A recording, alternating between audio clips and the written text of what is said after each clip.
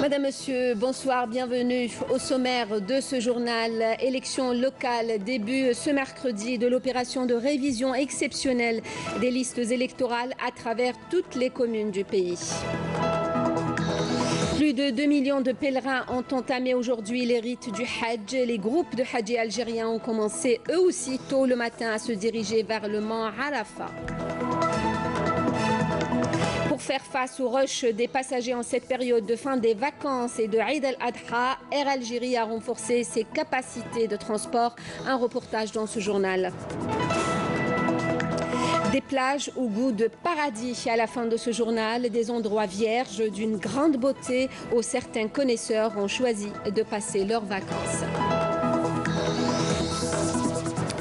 Pour commencer ce journal, le Parlement, avec ses deux chambres, ouvrira sa session ordinaire pour l'année 2017-2018 lundi prochain en application des dispositions de l'article 135 de la Constitution. La séance d'ouverture est prévue au siège de l'APN à 10 h du matin et au siège du Conseil de la Nation à 11 h.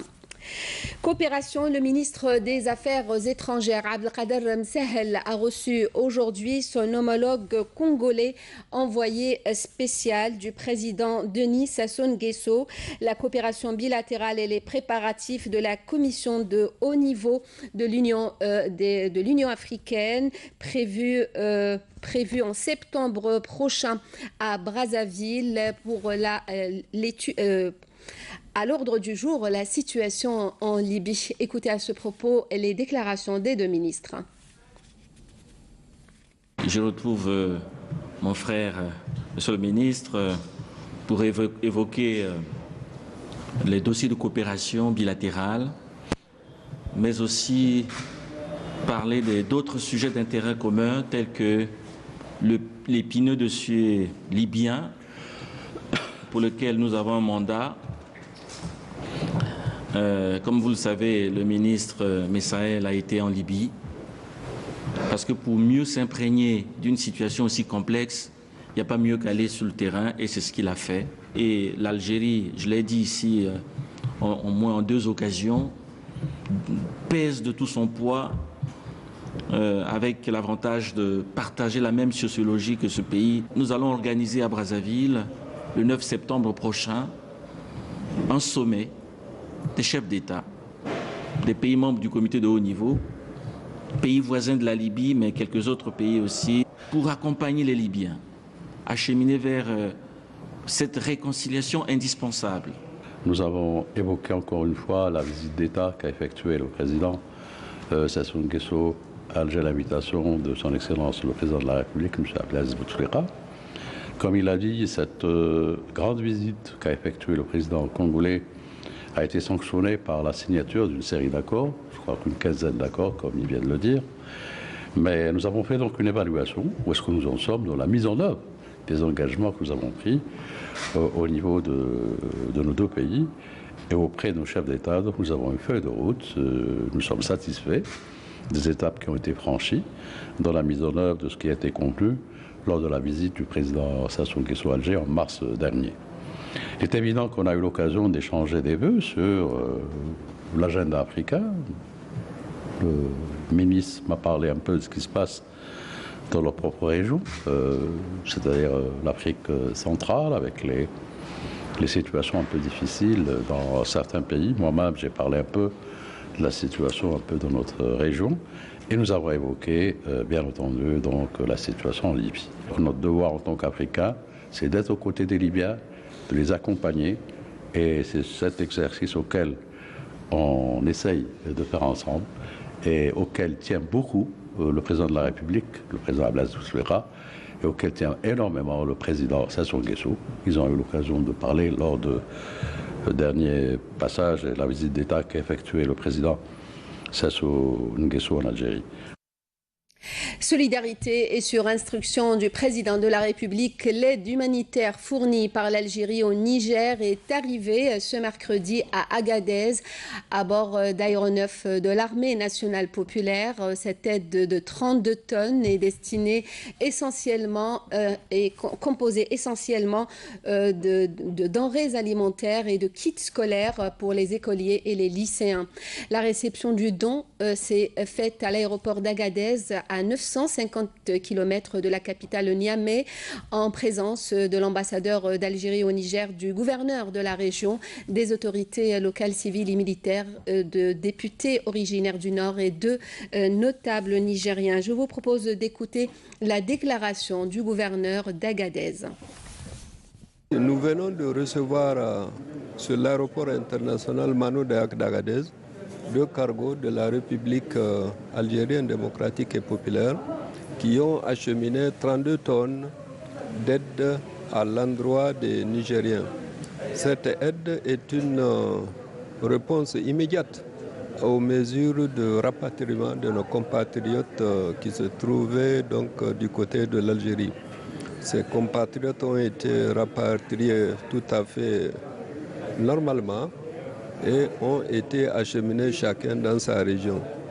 Nous recevons donc cette aide avec beaucoup de satisfaction pour accompagner donc cette opération de rapatriement.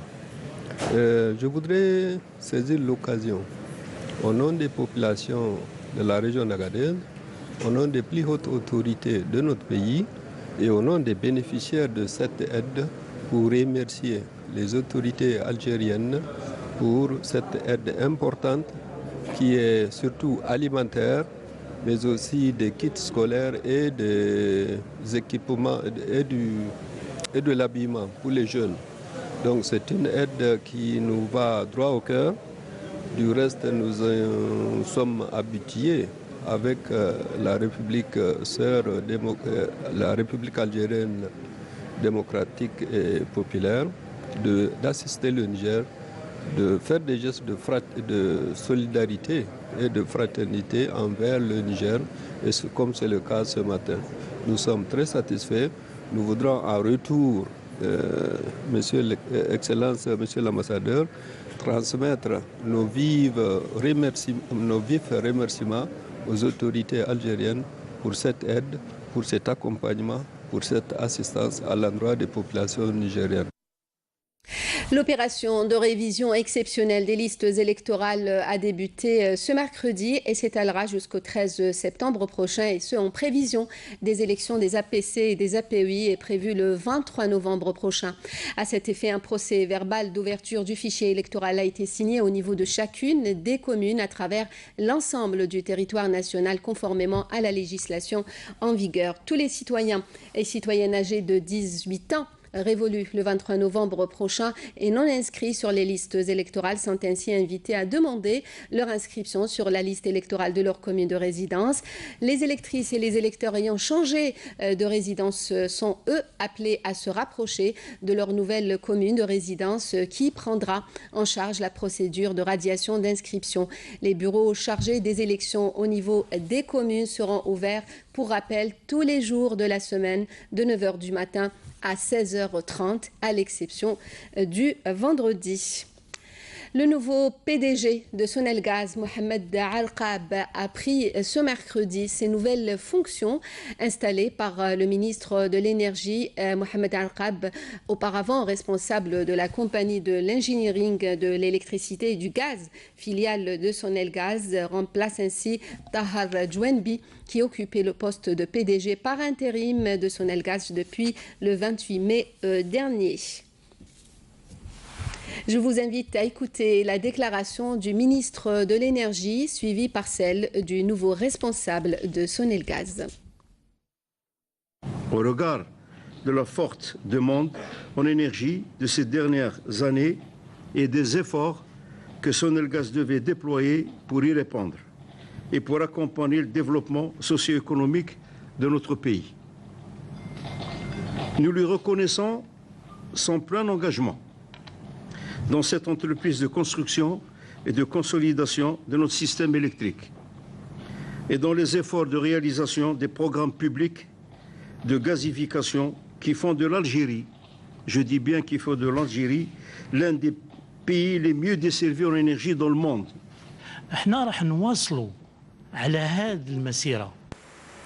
Nous allons poursuivre sur cette voie et quand on dit poursuivre, c'est que nous devons apporter les changements nécessaires qui vont dans toutes les prochaines étapes. L'étape qui va venir sera difficile. Et nous sommes passés par des étapes difficiles. Mais nous avons de nouveaux défis en fonction des données que nous avons. Nous allons les dépasser. Le ministre de la Communication indiquait aujourd'hui que le rôle technologique de la TDA, la télédiffusion d'Algérie, est stratégique dans le développement et la modernisation du secteur. Lors de la visite du siège de la TDA, Jamel Kawan a eu une réunion de travail. Les discussions ont porté sur les actions en cours au sein de la TDA et qui concernent la mise à niveau managérial, la gestion des ressources humaines et l'optimisation financière, autant d'éléments sur lesquels mise énormément la direction de l'entreprise en vue de se donner les moyens pour accomplir ses missions et répondre aux attentes des acteurs médiatiques, publics et privés. Le ministre de l'Habitat, de l'Urbanisme et de la Ville s'est déplacé aujourd'hui au niveau du quartier de Sidi Yahya où il y a eu récemment l'effondrement d'un mur en construction. Abdelwahid Temmar a annoncé à l'occasion de nouvelles mesures en matière de construction et d'urbanisme en Algérie. Je vous invite à l'écouter.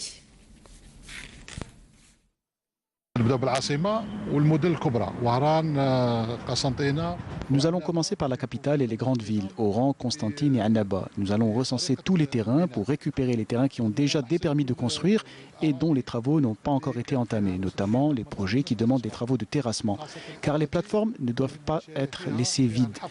Il va y avoir une circulaire ministérielle d'ici la semaine prochaine pour réguler la façon d'étudier les dossiers techniques primaires avant de donner le permis de construire. En attendant, la révision du décret exécutif 1519 qui définit les règles de l'urbanisme. Le but de cette circulaire est d'assurer la sécurité et de respecter les règles de l'urbanisme lors de la réalisation de tous les projets. Et à propos de l'habitat, de nombreux projets de logements sociaux et de type ADL sont sur le point d'être distribués à Saïda. Tout se concentre actuellement sur l'aménagement extérieur de ces cités, comme nous allons le voir avec Yasmine Chouir. À l'instar des autres wilayas du pays, la wilaya de Saïda voit émerger d'importants projets de lotissement habitable et dont les pourcentages d'avancement ont atteint des taux très appréciables. Nous avons différents logements, particulièrement les logements sociaux. Nous sommes en train de suivre l'opération qui concerne l'aménagement extérieur. Comme vous le voyez, leur réalisation est finie à raison de 80%. Il ne nous reste plus que l'aménagement extérieur. Ainsi, avec cette désignation, nous pouvons prévoir très rapidement un programme de distribution.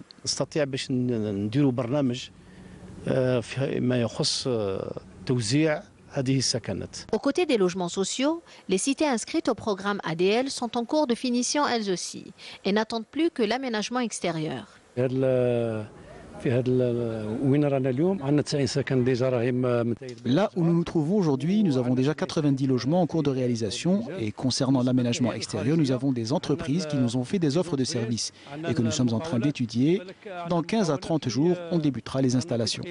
Ces appartements tant attendus et dont la livraison est prévue dans les semaines à venir selon les autorités locales devraient permettre de satisfaire une partie de la forte demande dans le secteur de l'habitat. Plus de 2 millions de hadjis venus des 4 coins du monde ont entamé aujourd'hui les rites du pèlerinage à la Mecque. Les groupes de hadjis algériens ont commencé eux aussi tôt le matin à se diriger à bord de bus vers le mont Arafat en prévision du début des rites du Hajj pour la saison 2017. Quelques 36 000 hadjis algériens ont été transportés à bord de 450 bus en direction du mont Arafat depuis 7 heures du matin afin d'accomplir ce pilier du Hajj Hajj avant de se diriger à Minan. Et comme chaque année, des campagnes de prévention contre le kyste hydatique en prévision de Eid al-Adha sont organisées. Le but est de conjuguer les efforts pour éviter tout risque de contamination. Une rencontre régionale a eu lieu hier à Constantine. Menel Boutouaba. Les participants à cette rencontre régionale ont insisté sur la nécessité de respecter certaines précautions pour éviter tout risque de contamination par le kyste hydatique. Cette maladie parasitaire contagieuse caractérisée par le développement chez l'homme, le plus souvent au niveau du foie ou du poumon, de la forme larvaire d'un ver appelé communément ténia.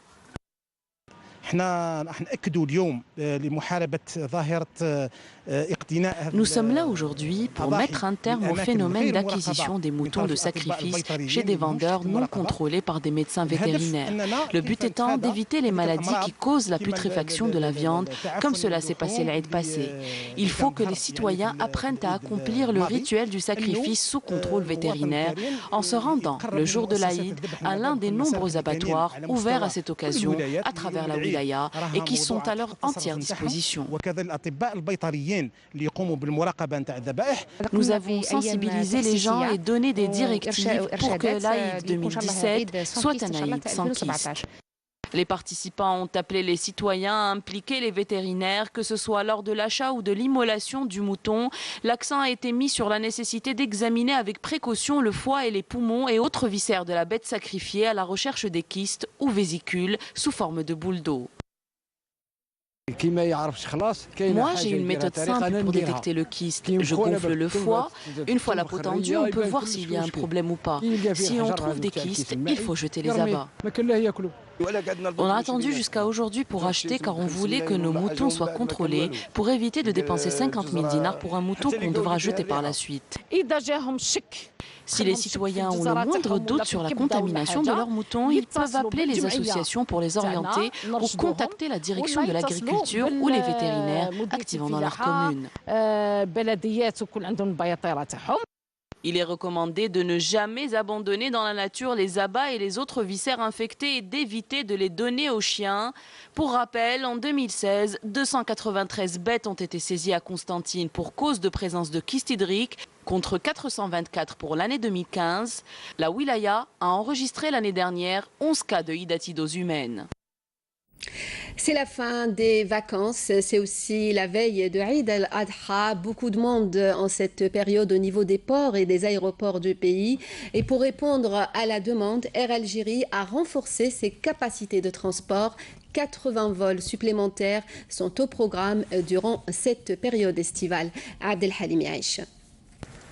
Avec la fin de la saison estivale et des vacances, la compagnie aérienne nationale Air Algérie a dû mettre en place de nouvelles dessertes pour assurer le transport des membres de la communauté algérienne vivant à l'étranger.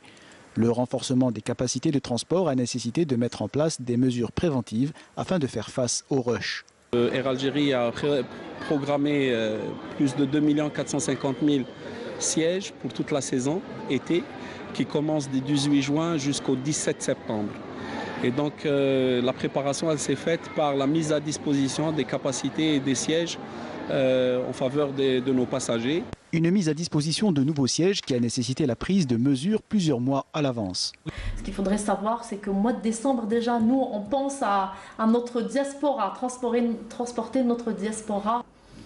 Et la compagnie a pris un certain nombre de dispositions en augmentant, on va dire, les capacités, en offrant des capacités supplémentaires, notamment en programmant 80 vols supplémentaires pour pouvoir les transporter durant cette période-là.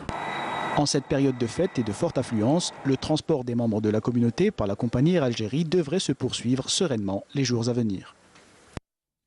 Lutte antiterroriste, une cache d'armes et de munitions a été découverte ce mercredi à Adrar par un détachement de l'armée nationale populaire lors d'une patrouille de reconnaissance menée près des frontières. C'est ce qu'indique le ministère de la Défense nationale. On le voit sur ces images, une cache d'armes et de munitions contenant une mitrailleuse de 14,5 mm avec base, une lance-roquette de type RPG-7, 3 pistolets mitrailleurs de type Kalachnikov Kalachnikov, 4 roquettes AC ainsi qu'une énorme quantité de munitions de différents calibres, 66 573 balles précisément.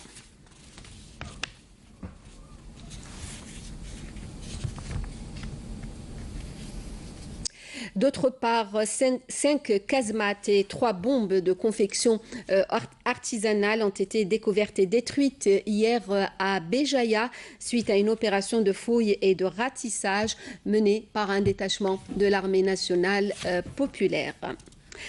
La militante sahraoui des droits de l'homme, Aminatou Haïdar, a été reçue par la présidente du Conseil national des droits de l'homme, Fafa Sid Lakhdar Benzerroqi, qui a salué le combat de Aminatou Haïdar dans le domaine de la défense des droits de l'homme, mettant en avant le soutien du CNDH à tous les militants sahraouis et au Conseil sahraoui des droits de l'homme contre les atteintes marocaines à l'encontre des Sahraouis. Elle a également réaffirmé l'attachement de l'Algérie au soutien du peuple sahraoui dans sa lutte pour son autodétermination et son indépendance conformément aux résolutions de la légalité internationale.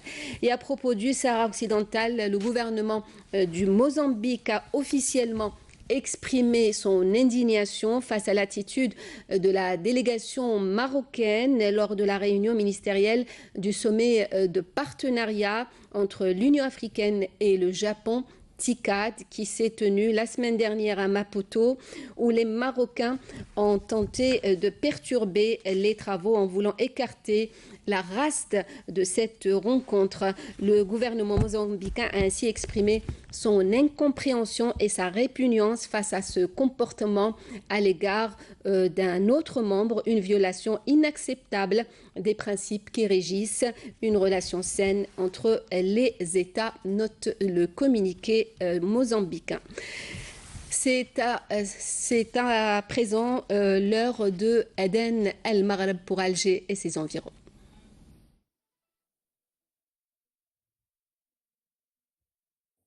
الله أكبر الله أكبر أشهد أن لا إله إلا الله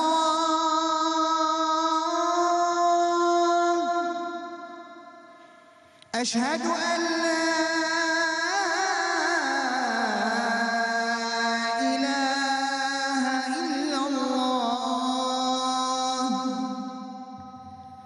أشهد أن محمدًا رسول الله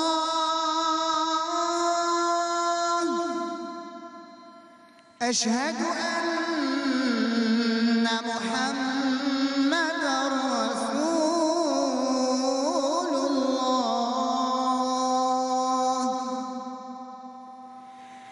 حي على الصلاة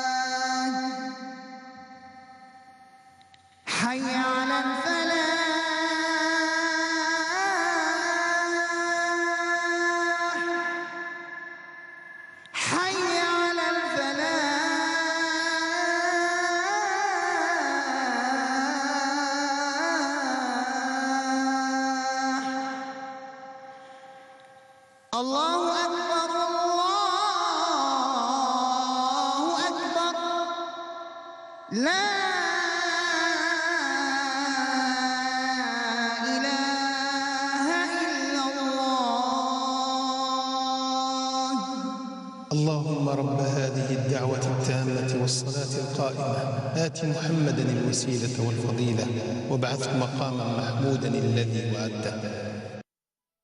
L'appel à la prière d'El Maghreb pour Alger et ses environs. On poursuit donc ce journal avec ces journées de solidarité avec les victimes de la maladie de la silicose qui ont eu lieu cette semaine à Batna. Les victimes originaires pour la majorité de la commune de Tkout. Saïda Mayouf. Sauver la vie de nos enfants contre la silicose est une action humanitaire. C'est autour de ce slogan, on ne peut plus significatif, que le théâtre régional de Batna aura abrité des journées d'information à même de sensibiliser tout un chacun quant aux risques encourus. Mettre en place les moyens qui permettent à ces jeunes de travailler dans des conditions de sécurité qui puissent les protéger de ces risques, de un, et de deux, donner les possibilités à ces jeunes d'utiliser les moyens adéquats.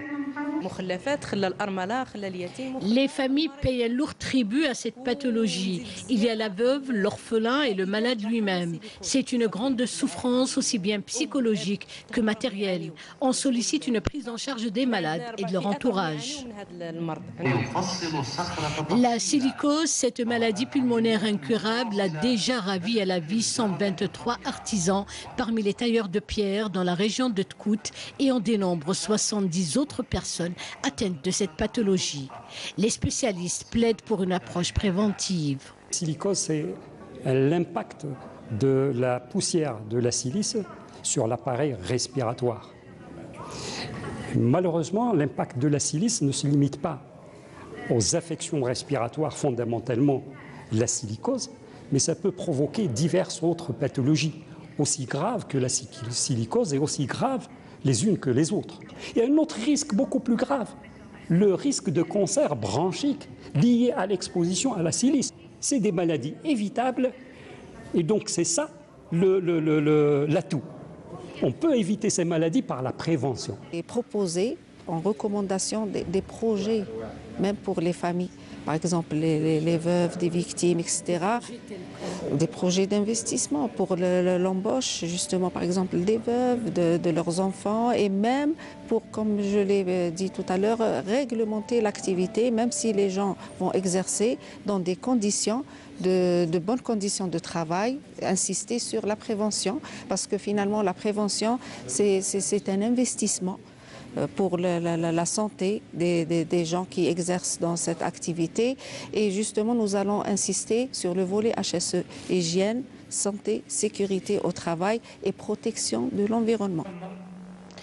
L'Association des Aurès de la culture et des sciences humaines initiatrice du projet a profité de cette action caritative pour distribuer des aides en faveur des victimes de cette maladie, dont des veuves et des orphelins, et ce en prévision de l'Eid al-Adha et de la rentrée scolaire. Sport football, qualification pour le mondial 2018. Le sélectionneur de l'équipe nationale a animé un point de presse aujourd'hui pour Lucas Alcaraz. Les Verts ont les moyens d'aller chercher les 3 points de la victoire samedi prochain à Lusaka face à la Zambie. Somaya Zarouali. Nous avons les moyens de nous imposer à Lusaka, c'est ce qu'a affirmé aujourd'hui le sélectionneur de l'équipe nationale, l'Espagnol Lucas Alcaraz, lors de cette conférence de presse tenue au Centre technique national de Sidi Moussa en présence de 25 joueurs dont 2 invités. Selon lui, les Verts ont les moyens d'aller chercher les 3 points de la victoire samedi prochain face à la Zambie au Stade national des héros à Lusaka en qualification de la Coupe du Monde 2018 en Russie. Je pense que nous avons les moyens de gagner à Lusaka, mais il faudra le démontrer sur le terrain. Le groupe est conscient de la tâche qui l'attend.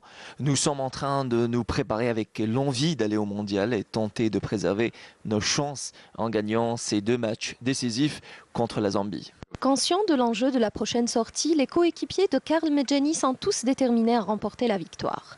On part là-bas pour remporter un gros match et on va avoir besoin de tout le monde. Quand je dis tout le monde, c'est les joueurs, premièrement, parce qu'on n'a pas d'excuses. C'est nous qui sommes sur le terrain, donc on doit s'en prendre qu'à nous-mêmes. C'est le soutien de nos staffs, le soutien de notre fédération et le soutien de tout le peuple. Voilà, ça c'est à nous, sur le terrain, de faire en sorte que tout le monde soit derrière nous.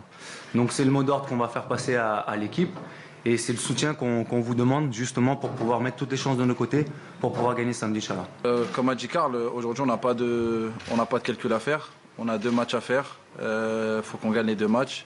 Et donc voilà, l'état d'esprit aujourd'hui est très bon. Je pense qu'on a un groupe solidaire. J'espère qu'on va l'être encore plus samedi à Lusaka pour essayer de repartir de là-bas avec la victoire, Inch'Allah.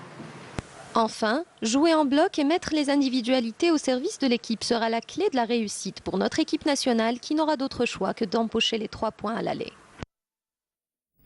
Et comme je vous l'annonçais en titre, je vous emmène à Khairi Ouedadjoul, dans la région de Jijel. Ici, les plages sont encore vierges, les criques sauvages, l'eau limpide. L'endroit a ce goût de paradis où certains privilégiés ont pu y accéder. C'est un reportage de Mounir Larj. Beni Bled ou le paradis caché. Une mer bleu azur, des montagnes sculptées nappées de couverture végétale verte. C'est ainsi que se plante le décor paradisiaque. Vers ce bout de paradis sur terre que ces chances venues d'Alger s'offrent le voyage entre amis, le voyage à bord de barques qui assure la liaison entre les deux côtes. Car il est quasi impossible d'accéder à ces plages vierges par voie terrestre, comme si la nature voudrait garder tout son mystère. Sur leur chemin, ils font des haltes pour découvrir les fameuses cavernes dans lesquelles coule de l'eau de source à l'image de la caverne des pigeons.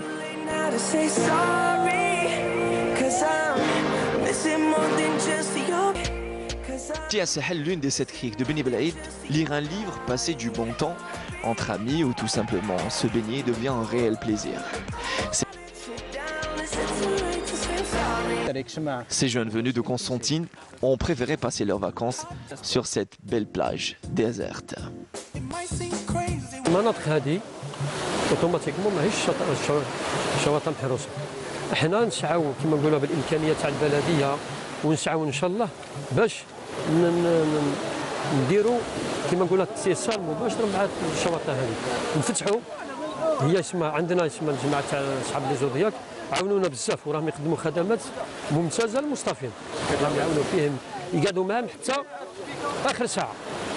هو نقدر نلخص الجمال تاع المنطقه وتاع الشواطئ هذه بقول الشاعر انه شواطئ بني بلعيد الجنه المخفيه هي عباره عن قطعه من فردوس الجنه سقطت في رقعه اسمها الجزائر. Les paysages naturels époustouflants de Beni Bled, où la nature n'a pas dit son dernier mot, n'attendent que votre visite. Désormais, le paradis n'est plus caché.